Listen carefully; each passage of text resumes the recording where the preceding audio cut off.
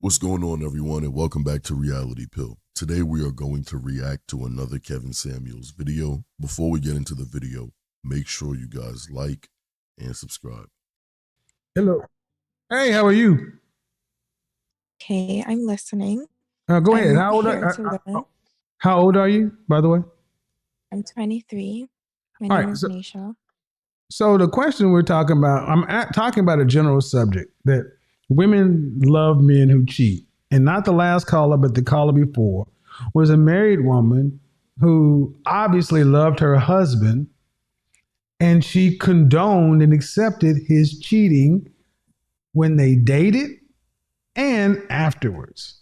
When we hear women often talking about the men they are so heartbroken by, but they keep going back to, are the very men who cheat. So my question is, why do women love men who cheat?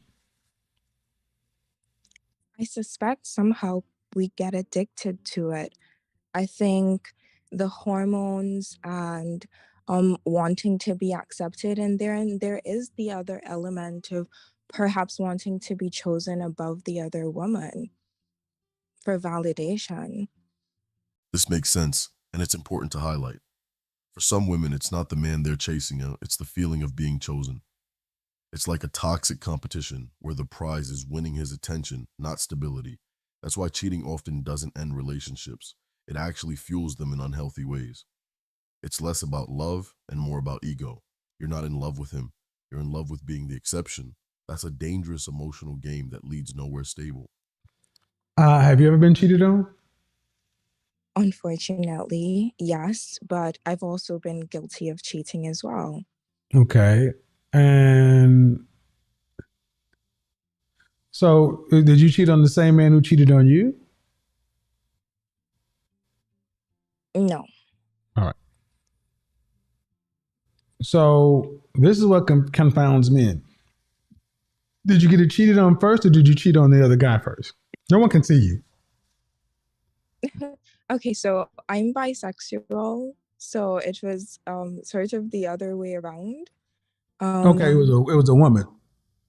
I cheated on I was cheated on by a male. I decided, okay, I'll be with a woman, and I ended up cheating in that relationship, unfortunately. So you got cheated on by a man. The response was in another relationship, you cheated on a man with a woman? Yes. Okay. This is a textbook case of emotional rebound going sideways. Getting hurt by a man doesn't justify inflicting pain on someone else, especially when they had nothing to do with your trauma. It's like getting robbed at one store and shoplifting at another out of anger. Two wrongs don't fix your wound. And more importantly, she didn't address the real issue: trust, healing, and self-control. Emotional discipline means learning how to stop the cycle, not pass it on. Trauma doesn't give you a whole pass to become the villain in someone else's story. And how did he respond to that? No, the woman. How did the woman respond to Or how did the that? woman respond Obviously, to that? she's devastated. Cheating hurts. I feel people speak about it because they're trying to sort of unpack the trauma. It hurts on both sides. I think it hurts men when they get cheated on, and it hurts women when they get cheated on. That's why people speak about it, because they feel like they're trying to understand, why is it happen? Am I not good enough? And I think that's the question that women ask, and that's what I got asked, like, why? Like, was I not good enough? And that's an impossible question to answer, because I think on both ends there's shame. It's shameful. It's sad. No, It hurts. I don't think we talk about sex in an honest way. Okay. And there's a lot of misconceptions, but so a man cheated on you. Okay. So will you ever get married one day, do you think? I hope so. Okay. Since you're bisexual, what will be your choice? Who would you choose to marry? A man. Yeah, these are all questions that okay. Um Pardon if it's a bit odd. no, it's I not. can It's not answer because I've why dealt if with you're women who are curious. no, it's not hard to me. I've dealt with women who are Okay. bisexual. I've dated women who are bisexual, but it's not a common thing for a lot of people to understand it. So I'm trying to ask questions for the audience as well. Um, would you want a traditional relationship or a traditional marriage, or would you want a more open marriage? That's a really good question. Just to confirm, express to me what you mean exactly by traditional Traditional and husband, wife, just you two. monogamous. Well, yeah, that's what most people think of, and then the typical gender roles. Hmm. Yeah. Or would you want something that approximates a little bit more fluid or modern situation? That's a really good question. I It really know. makes me think. No. Um, I would like the idea. So I love masculine energy and I consider myself to be feminine and I love the idea of submission. That's my truth. This is where the contradiction becomes clear. You can't want traditional outcomes with modern behaviors. It's like trying to play chess by poker rules. Submission, in a traditional sense, requires structure and trust. But if you're still navigating your sexual identity and wrestling with commitment, that structure won't hold. Monogamy isn't just a desire, it's a discipline. You can't straddle both worlds and expect long term harmony. Wanting tradition without the sacrifice it requires is wishful thinking.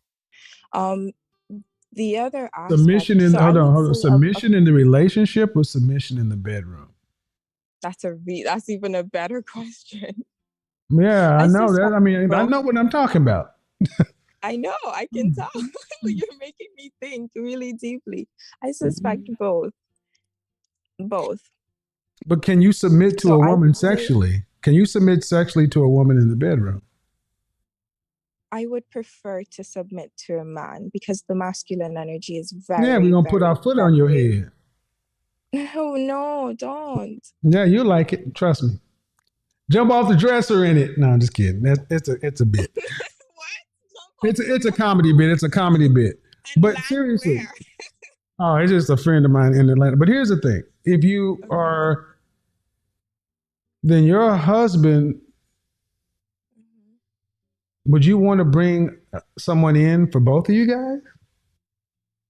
Because I don't think you just. I mean, I have friends who I got female friends who are bisexual. They Mhm. have boyfriends, but they have sex Mhm. with women, but they want relation. They want to be in a relationship with a man because they can't deal with women for the same reason men have a problem dealing with women. But they Oh, still want to do both of you. oh, interesting. No, actually, I guess in that sense, I would go with traditional. I Okay. love the idea of monogamy. I like the idea of monogamy for health reasons. I like the idea of monogamy for resources. When you think of sort of the traditional, man goes out and gathers, or if just for an example, I'm not saying that I'm just expecting my partner to go out and gather food, but just as an analogy, man goes out, a pre-modern man goes out, gathers the food, brings it back for the family. Sort of, I don't know if it would be ideal for me to have any What one part of of the us have country multiple what part of the partners. world are you in? I'm in London. So I'm from the Okay. Caribbean. I'm from Anguilla and I live in London. Well, if you're bisexual, Hmm. those urges don't necessarily go anywhere. So I find a lot of women who are bisexual tend to have more modern marriages, almost like an Okay. executive wife kind of thing. Because Oh, meaning, do you want children? one child. Yeah, see, that's what I'm on. I've noticed that most women who kind of fit this profile don't want a lot of kids. Um, yeah, you got some thoughts to make, but you're gonna have that more liberal, sexually liberal kind of lifestyle.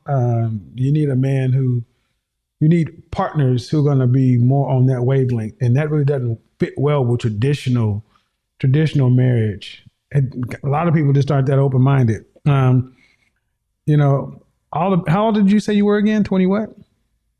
23. All right. Well, all the best to you, but if you know you like women, hey, I almost married a bisexual woman. But Kevin, may I ask? Go ahead. Thank you. you mentioned urges. Um, Even if you may be attracted to someone else, if you're in a committed relationship, it doesn't mean that you have to act on it. Logically, she's right. Feelings don't always require action, but Kevin's point isn't about morality. It's about odds. In real life, urges unchecked become decisions made. It's like keeping cake in the fridge during a diet, and eventually, so that you're going to slice it. Especially in high emotion moments or boredom, attraction often leads to action. The data backs it up. People in non traditional setups often struggle more with long term fidelity. So, yes, urges don't guarantee cheating, but statistically, they increase the risk. Well, it doesn't mean you have to act on it, but I'm realistic. Okay. Bisexual women tend to be attractive women, and women are attracted to women. Women are attracted to beauty. Yes. So